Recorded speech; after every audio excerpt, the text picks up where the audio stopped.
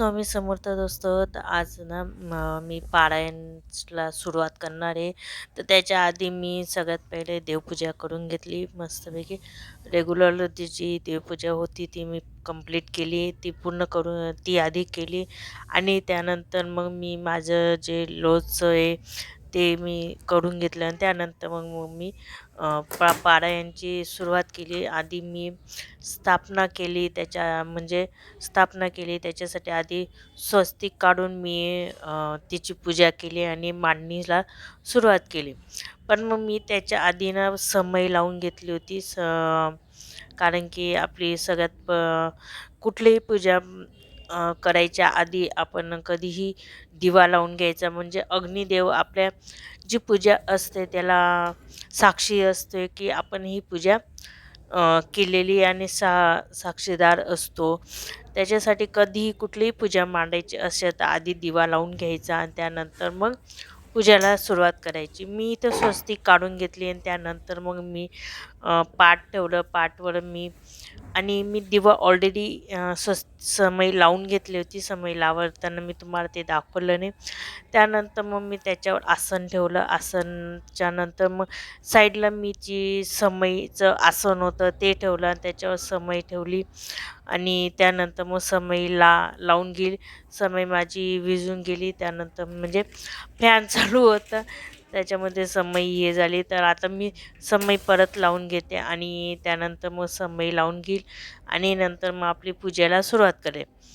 पूजा पारायणला काही जास्त काहीच करायचे नसतं, कारण की आपलं रेग्युलर पारायण असतं. आणि तुम्ही दर गुरुवारी अगर पारायण करत असणार तर तुम्हाला माहिती असेल. तर मग मी आधी इथं छोटंसं चौरंग होतं ते ठेवलं आणि त्याच्यावर मग स्वामींना ठेवलं आणि म्हणजे स्वामी समर्थांची स्थापना केली.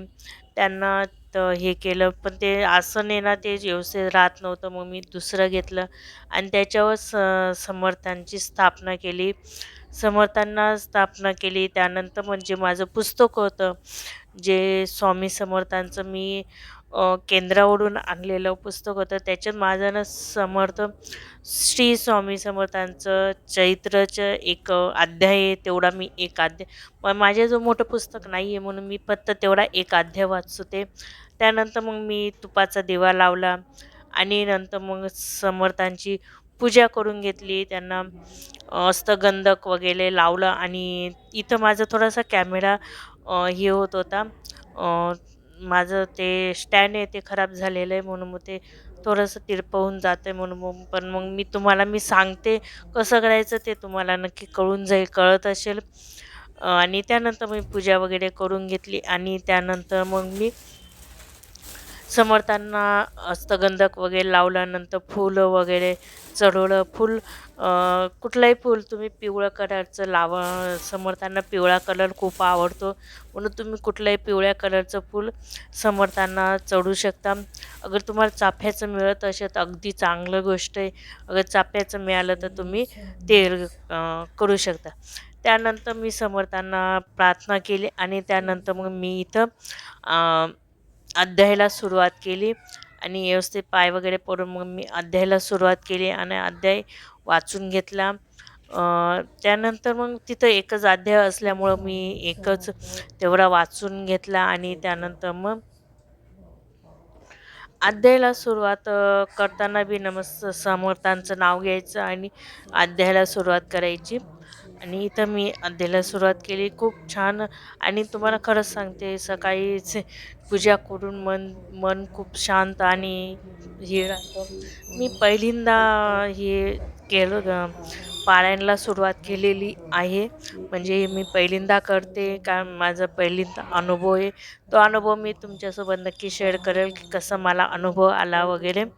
अगदी हे 21 दिवसाचं पारायण असतं, कारण की 28 तारखेपासून तर म्हणजे 21 दिवसाचं पारायण असतं. 21 दिवसाने समर्थांचा प्रकट दिन असतो. त्या दिवशी तो पारायणची समाप्ती असते. पण मग मी हे 11 दिवसाचं 10 दिवसाचं करते, कारण की माझ्याकडनं होतं का नाही होत ही मला हे नाही. पण मग समर्थांजवळ प्रार्थना करायची की माझ्याकडनं हे पारायण करून घ्या. समर्थ नक्की करून घेतील आणि म्हणून मी हे 10 दिवसाचं केलं आणि अपेक्षा करे पुढच्या वर्षी माझ्याकडनं पूर्ण 21 दिवसाचं पारायण हो, ही प्रार्थना करून मी पारायणला सुरुवात केली.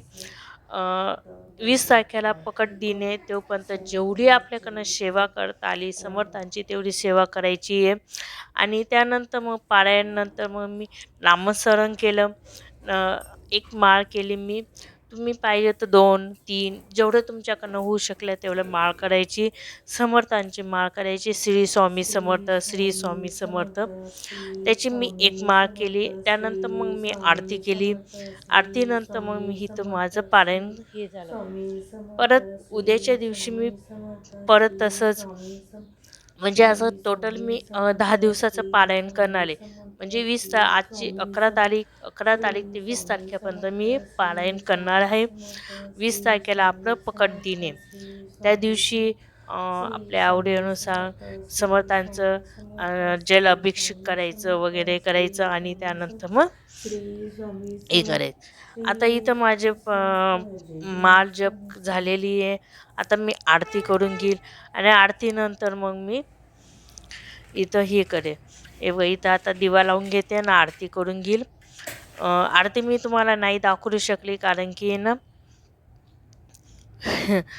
ते मी मोबाईलवरच आरती लावली होती समर्थांची म्हणून मी आरती नाही दाखवू शकली.